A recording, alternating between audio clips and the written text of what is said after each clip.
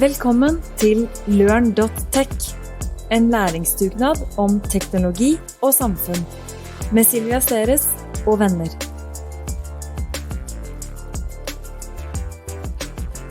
Hello and welcome to a LØRN conversation. My name is Silvija Seres and my guest today is Maria Sääksjärvi, associate professor of marketing at BI, the Norwegian School of Economics. Welcome. Thank you very much, Silvia.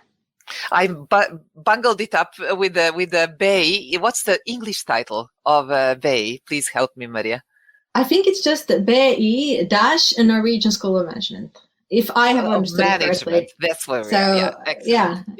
Yeah. But I think Coco is the economics. But that's, we all know it as BI, and and Maria, you're extremely welcome. Thank you so much.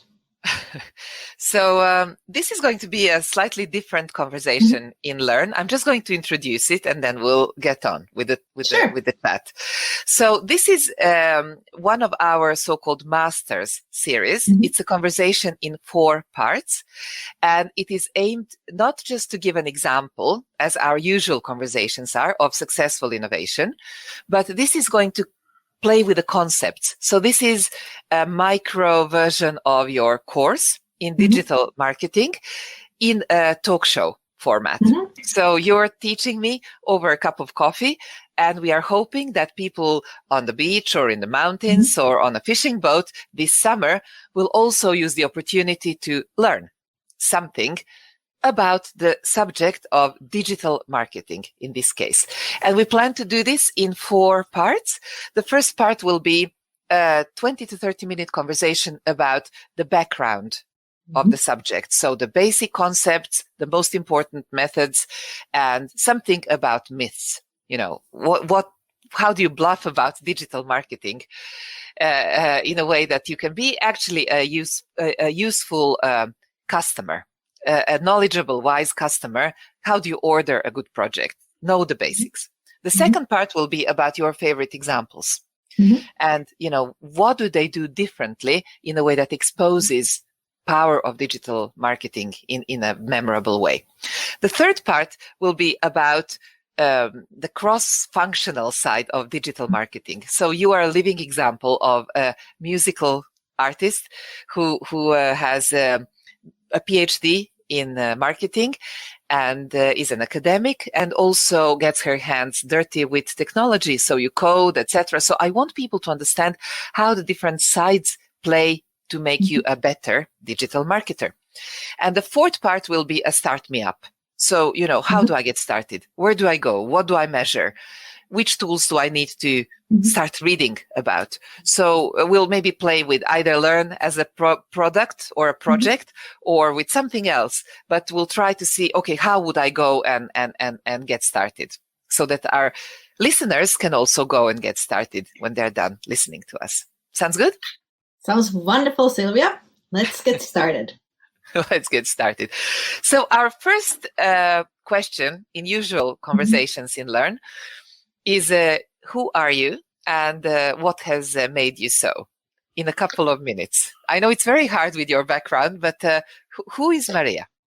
So I will try to be brief, because I could probably talk about this for a very long time, and we don't want to bore you. So I'm Maria, and I don't think I was ever meant to become an academic, at least not in my own head. So I was in music school for the longest time. I was singing in the choir, I was playing the piano, I even played in a trio. And I sort of saw not myself necessarily as being an artist, but doing something related to that area or sphere. But then, you know, life happens, and you're supposed to choose a career.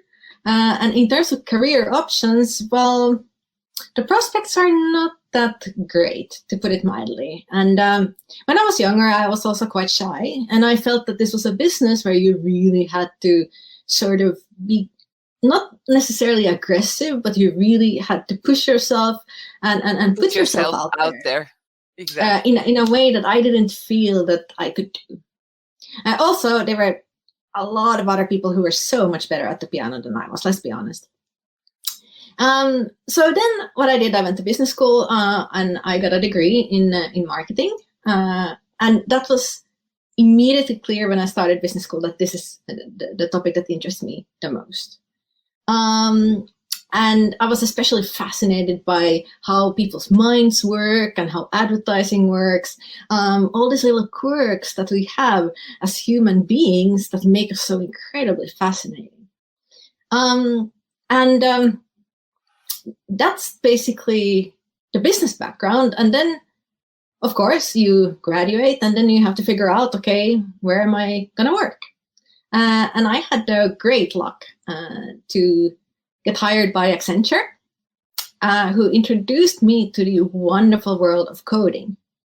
And I had never done any kind of coding before whatsoever. And I was in a team with a bunch of tech guys who were super good at coding. And I was like, oh, you know, I really like, okay, I have to do this because otherwise they're just going to beat me up.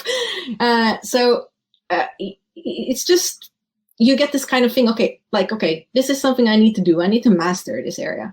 And still, I don't think I'm the best coder in the world, but I don't think you have to be that. I think it's more important to get your hands dirty and see how things work.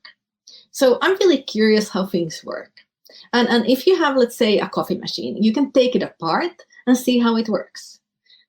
Similarly, with digital marketing, you can piece it apart to get the inside of how it works. So it's like the inner mechanism of things. So I don't like these kinds of black box situations when I don't understand why A needs to be. I want to know why A needs to be, and I want to know how I can optimize that process. Very cool. So you have a definition in your letter to me at some place where you are a creativity and innovation specialist who's also a tech enthusiast. Yes. And I love that. And we'll get back to, we've been already playing ball with, new kinds of courses we could do and art and AI. And so we'll get back to that. I'd like to ask you, so if we move on to marketing, you say it's your subject is marketing 4.0. And yeah, because I'd really like to understand that. But I think we need to go to the origin story of marketing. And I'm learning a lot about marketing. We've had a conversation with also Ida Serneberg from Nordhoff. And I was thinking of digital marketing as marketing with electronic devices before. But what both you and Ida had made me much more aware that this new world of marketing is much more dynamic. It's much more interactive, two-way, continuous process, emerging and blended in a way. And tell me, so how do you view marketing now? So if you think of marketing in a very traditional way, you could, for example, as a company, you could choose to place an ad in a magazine. So you buy the ad, you pay an X amount of money for it, and then you just launch it. But you don't know who sees it, if anyone sees it. You don't know if it causes some kind of reaction in them or if they just flip it through. I mean, there's just so much that you don't know, precisely because it's a one-way communication. You put something out and then people react. But you have no insight into how they react, if they react, and why they react. So digital marketing is like an enhanced and amplified version of that, where you actually find out who looks at your ad, if the ad prompts some action, if they sign up for your newsletter, if they buy a product, if they start talking about it, if they mention it to a friend. There's just so much more information that you can gain. And this is very good because as people, we get inundated with so many marketing messages per day that we automatically filter most of it out. So if it's not relevant for us, most likely we won't pay attention. It will just pass us without any kind of notice. Now, with digital marketing, you can make it relevant for a person. So you can say, okay, here's a person who likes, for example, Taylor Swift and Selena Gomez. Okay, so probably by that domination, she will also like Ed Sheeran.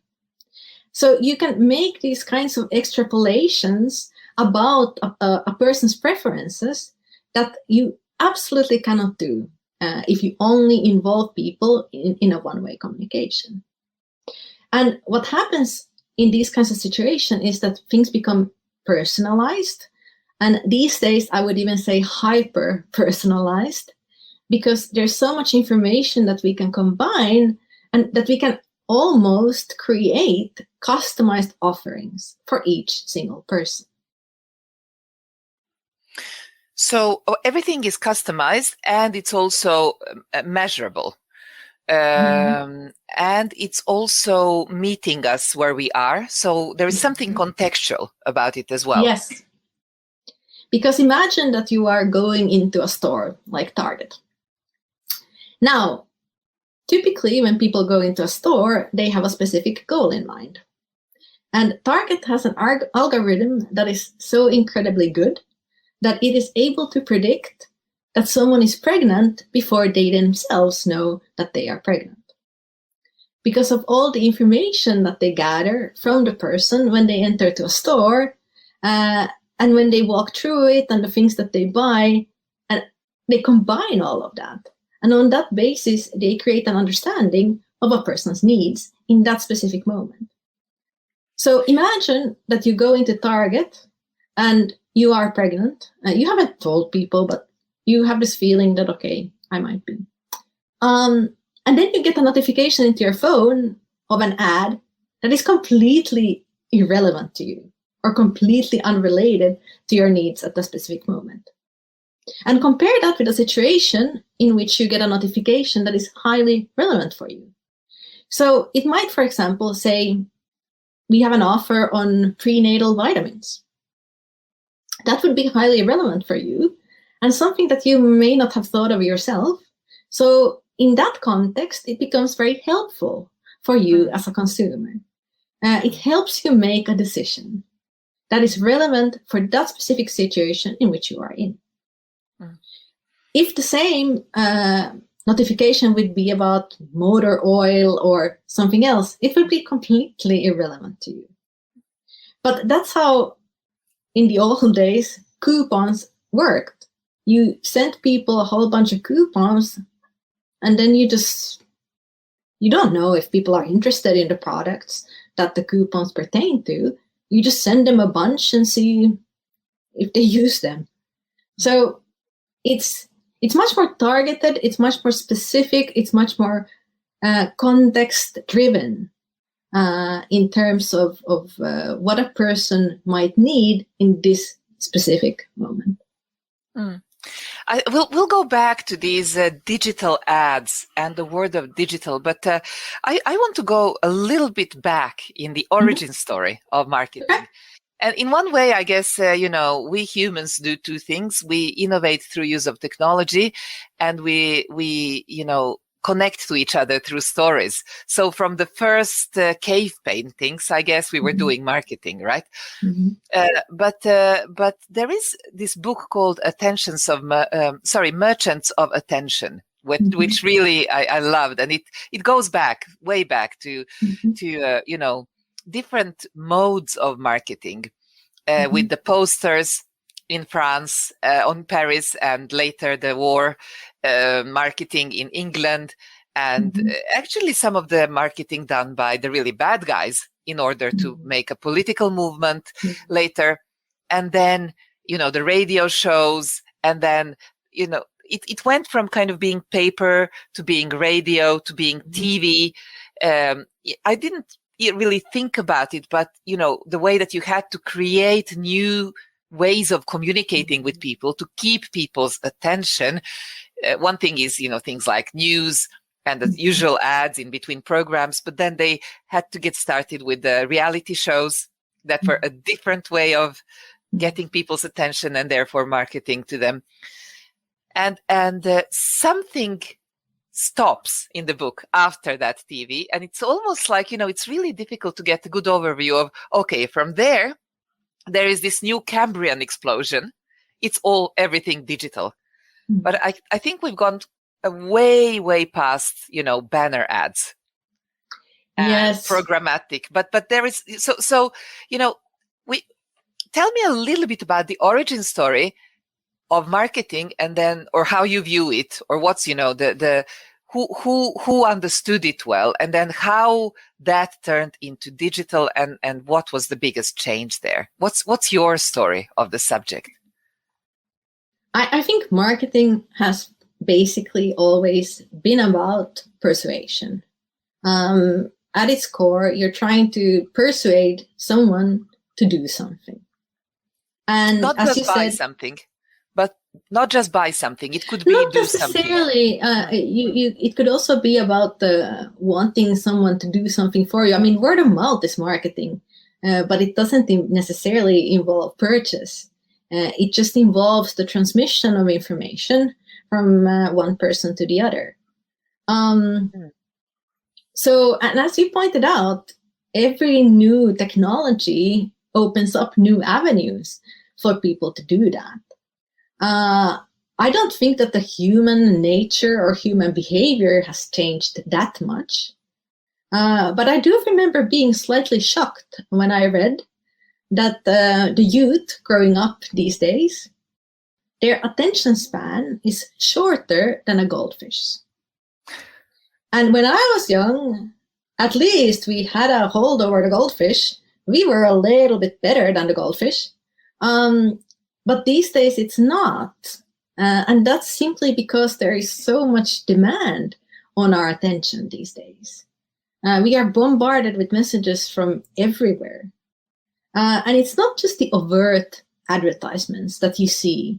It's also the hidden clues. For example, the products that are embedded into reality shows. That's marketing. You don't really know if Kim Kardashian or any other person, if they are using a product in their show, if they really use it because they like it, or if it's simply a product endorsement.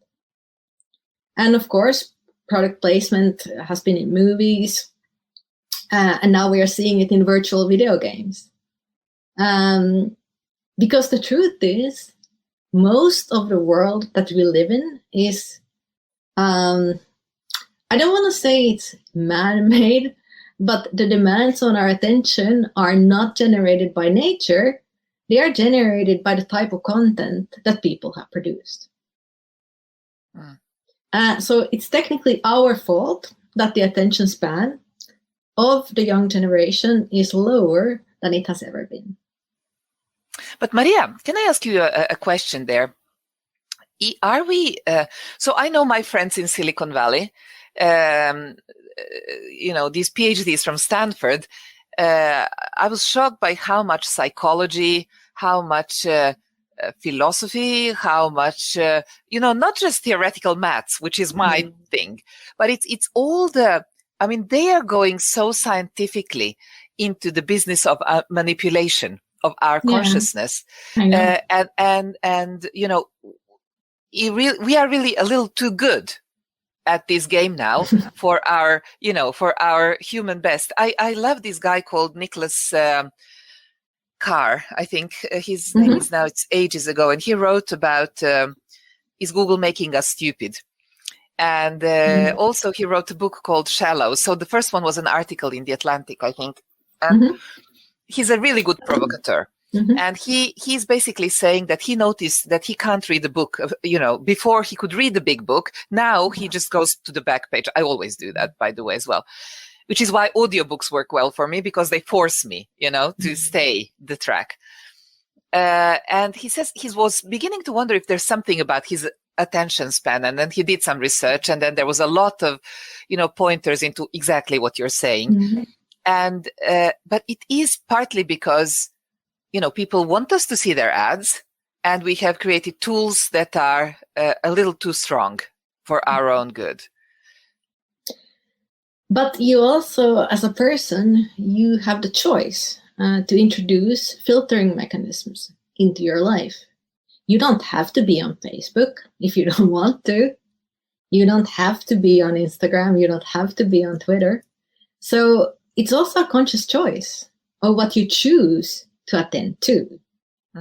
And to me, I'm on Facebook because I want to be. And then I accept the fact that it is something that takes part of my attention, but it's an equation that I have agreed to. So it's also about making choices. I love the way that you put this. By the way, I have been thinking about, ignore social media sort of strategies. But for me, it's like for you, it's not an option to leave Facebook. I appreciate it too much in terms of keeping relationships alive with people that I have only intermittent access to. And same goes with LinkedIn. I'm inactive on many other platforms where I should be active. But to me, this sounds a little bit like the thought of, I have an active opportunity to become a vegetarian. I have made an active choice that it's not a choice for me.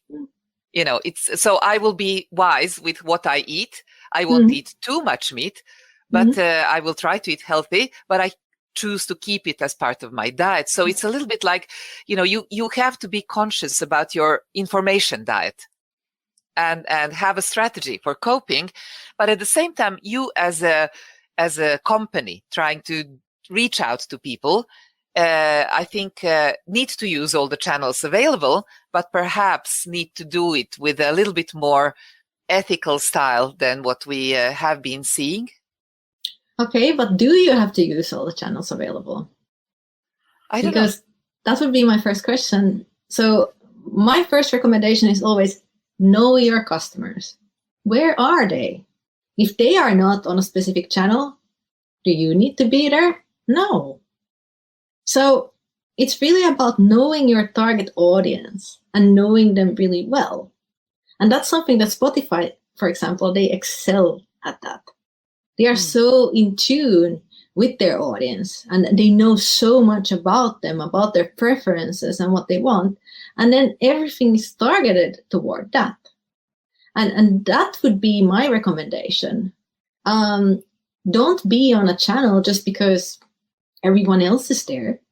Be there because it's meaningful for you, because it's meaningful for your customers. And it enables you to have a dialogue with them, to understand them better, to learn about their preferences, and thereby being able to be more than just an attention hacker, so to say. Attention hacker, I like that as well. So let's get back to that, because I'll be asking you for tools for attention hacking later on. And perhaps doing it in a wise way where you know yourself and you know your audience as well. Can you tell me a little bit more about the kind of the major milestones in the history of digital marketing?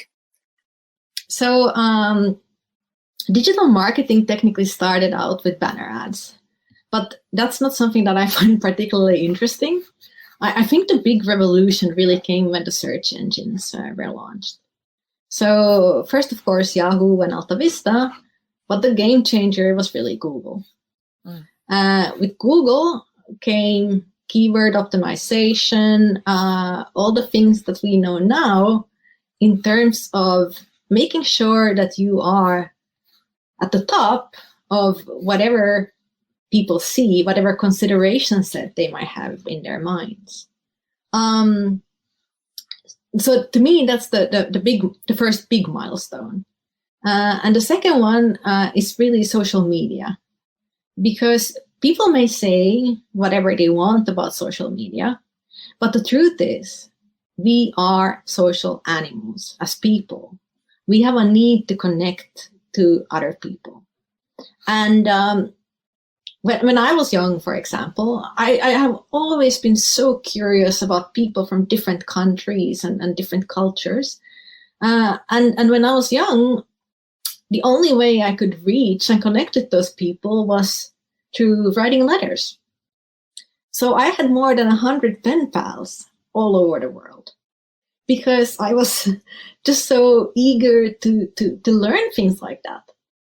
And sometimes, it was difficult to find the right people. You had to maybe filter through a couple of contacts. And these days, you don't have to do that. So social media has made the world smaller in some ways because you are able to find like-minded people quite easily. You're able to connect with them quite easily. And you're able to have conversations with them regardless of your geographical location. And regardless of, let's say, your background, even if you're not an Ivy League graduate, you can talk with people who are very knowledgeable about certain things. And that, I think, is why social media is so incredibly important. So yeah, I know people slam it, but it serves an important social function. Mm-hmm. Now, of course, with that also comes the negative sides. And social comparison is probably one of the worst. Now, again, social comparison is inherent to humans. But in the earlier days, it was inherited to smaller groups. For example, our closest neighbors. You wanted to keep up with the Joneses. But that scope has broadened a lot because you're able to see. In the early days, you didn't necessarily know if your neighbor was vacationing in some exotic location because they didn't share pictures. But these days, people flaunt their wealth in a much more open way. And you're able to concretely see things that you previously had no access to unless those people were really in your inner circle. I think that point is extremely important. And so I think there is also this backlash in a way where we are trying to go back to something simpler, something purer in some ways. And you can see that nostalgic tone in also some of the marketing that's coming our way now. Yes, that's true. But again, we shouldn't blame social media because exactly the same happened when the TV was introduced to remote islands where people hadn't had any kind of exposure to Western lifestyles. And suddenly they see all these people driving their fancy cars, living in these fancy houses.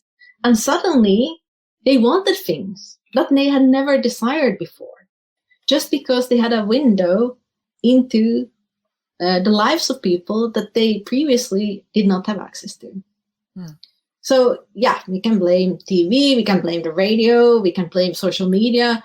But everything that they really do is that they open up windows to worlds that were previously not accessible to us.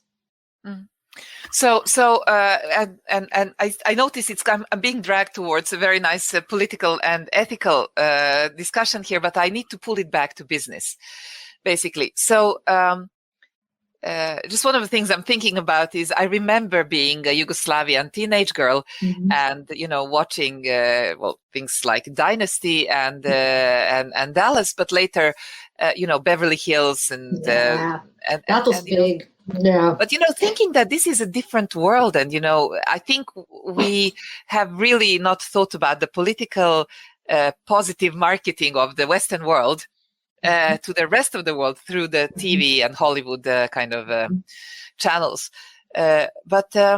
So now I'm a business and there is this world of social media, one-to-one marketing, data-driven, and I know that it could allow me to reach my potential customers better, but how do I connect it to my business goals? How do I start thinking about it? What are the methods that I should be using? So my recommendation would really to start out with having a digital marketing strategy. And very simply, it just means, what are your goals with your digital marketing? And the goal shouldn't be, we should be on Facebook because our competitor is on Facebook. It should be more insightful than that. So, okay, if we choose to be on Facebook, what will that yield? And then systematically examining the entire digital landscape to vet out those opportunities that are best suited for your specific brand. And again, that doesn't mean that you have to be everywhere. That means that you are mindfully making a choice in terms of what can really help us to reach our customers better, to speak to them in such a way that they prefer to do business with us than with others. It also means not only putting the message out there, but following up and getting feedback from analytics on how it works. So let's say that you hire this really expensive ad agency and they create a really fancy campaign and you launch it and people don't like it. You have to accept that. You have to accept that, okay, there was something here that didn't work, that didn't resonate with our audience. And then you have to pivot and start over again. So it's a lot about this element of experimentation that people are quite uncomfortable with. And we don't see it, but every single time that I look at a Facebook page, it's not the same page that other people see, because Facebook run experiments all the time. And it's something called A/B testing. I see one version of a web page and you see another version. And then they repeat these tests and to find out, okay, which version do people prefer? And they can run 400 different versions of the same web page simultaneously. And then they choose the one that gives the best result. And then they put up another experiment and they keep doing that all the time. Mm. And then you get constant feedback on what works and what doesn't work. Mm. It's like when you have a product, you can try showing it in 600 different colors. And then you just see which one works best. And then you go with that. But I have to interject because I keep thinking about LØRN. We'll get back to LØRN as an example later on. But I think your point about experimentation is super important. And it's about trying to do things slightly differently next time. Yeah. Because I feel, that we run a campaign and then it reaches goals to a certain point. And then we don't close the loop. We don't learn. We don't report what worked, what didn't work, and then the next campaign we run is very much similar to the previous we did, and somehow we expect a different outcome. Yeah. So it's about this growth through experimentation that I think people need to be better at. But how do you pivot? How do you create? Is it pivoting on creatives, on content? Is it adjusting the channel mix? What do you do? Everything. So you should view experimentation as an inherent part of your digital marketing strategy.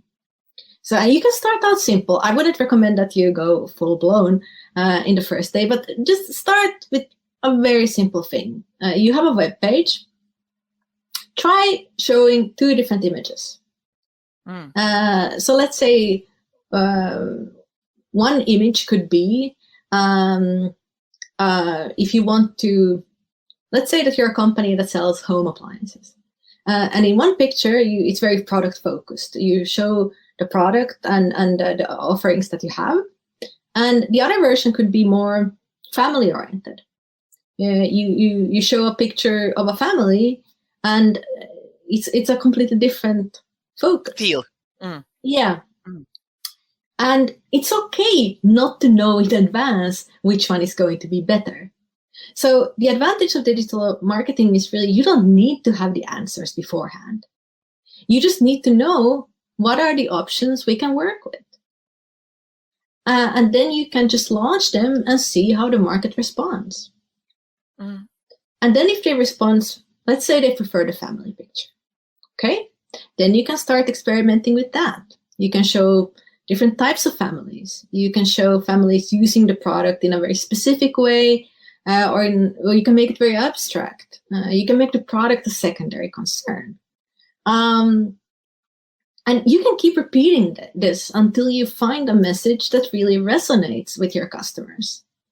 And here again, it's important to have very clear criteria, because again, how do you know if something is successful?